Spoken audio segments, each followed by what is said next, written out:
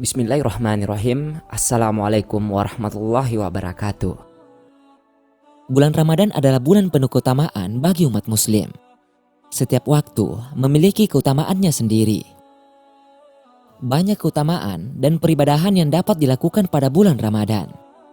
Dari sejak bangun sahur hingga berbuka bahkan saat tidur pun dapat bernilai ibadah. Salah satu ibadah sunnah yang dilakukan pada saat bulan Ramadan adalah sholat tarawih. Sholat sunat tarawih memiliki banyak keutamaan.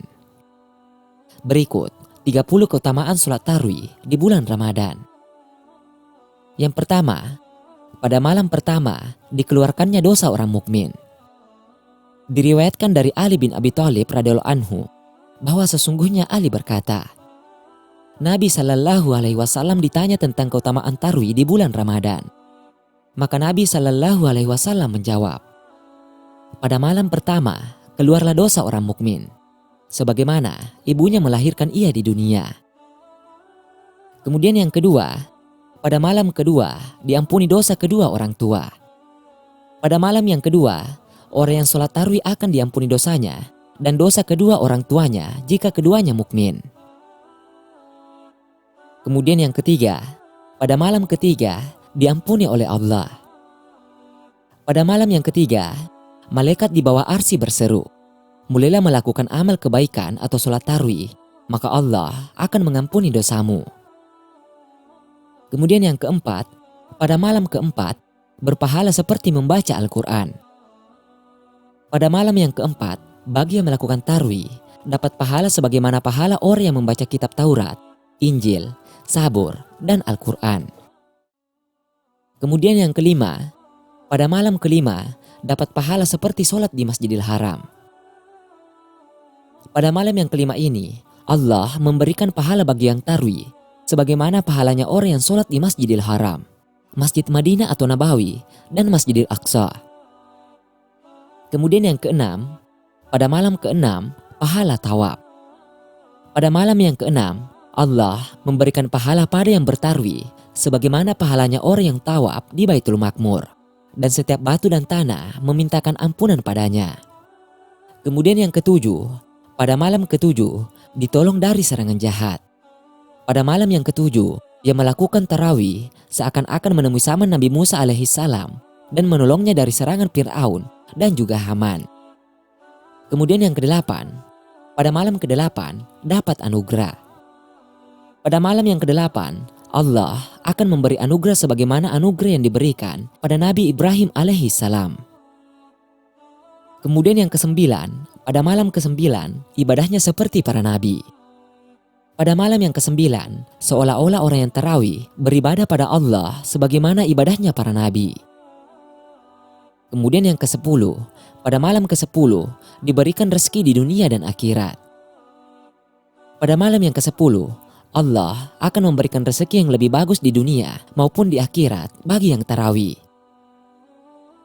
Kemudian yang ke-11, pada malam ke-11, keluar dari dunia seperti orang baru dilahirkan. Pada malam yang ke-11, orang yang tarawih kelak ia akan keluar dari dunia atau mati seperti hari di mana ia baru dilahirkan dari perut ibunya. Kemudian yang ke-12, pada malam ke-12, wajahnya seperti bulan purnama. Pada malam yang ke-12, pada saat hari kiamat datang, wajahnya orang yang tarawih bersinar bagaikan rembulan di malam purnama. Kemudian yang ke-13, pada malam ke-13, selamat dari keburukan. Pada malam yang ke-13, pada saat hari kiamat tiba, orang yang tarawih akan selamat dari segala macam keburukan. Yang ke-14, pada malam ke-14, tidak dihisap di hari kiamat. Pada malam yang ke-14, malaikat pada menjadi saksi bagi yang tarawih bahwa ia sudah melakukan sholat tarawih, maka Allah tidak menghisapnya besok di hari kiamat. Kemudian yang ke-15, pada malam ke-15, malaikat memintakan ampunan. Pada malam yang ke-15, para malaikat dan para malaikat penyangga arsy dan para malaikat penjaga kursi kerajaan langit pada memintakan ampunan pada orang yang sholat tarawih. Yang ke-16, pada malam ke-16, selamat dari neraka. Pada malam yang ke-16, Allah akan mencatat kebebasan selamat dari neraka dan kebebasan masuk surga bagi yang tarawih. Yang ke-17, pada malam ke-17 dapat pahala para nabi.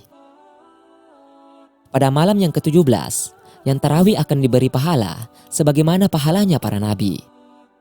Yang ke-18, pada malam ke-18 diridhoi Allah.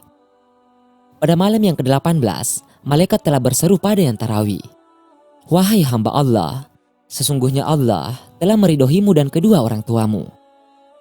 Yang ke-19, pada malam ke-19 diangkat derajat di surga Firdaus. Pada malam yang ke-19, Allah akan mengangkat derajat-derajat yang tarawih di surga Firdaus.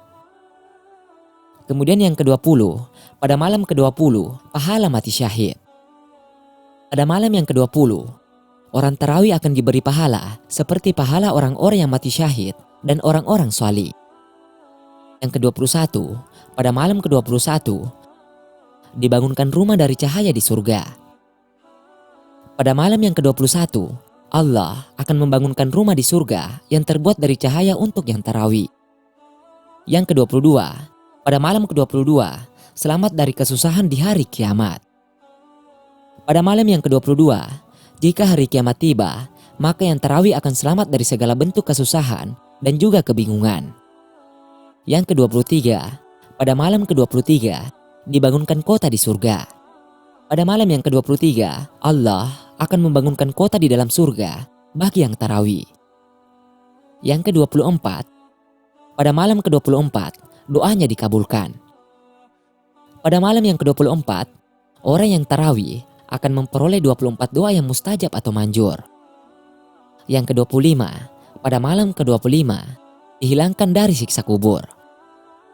Pada malam yang ke-25, Allah akan menghilangkan siksa kubur dari orang yang tarawih. Yang ke-26, pada malam ke-26 dapat pahala 40 tahun. Pada malam yang ke-26, Allah meningkatkan baginya pahala selama 40 tahun.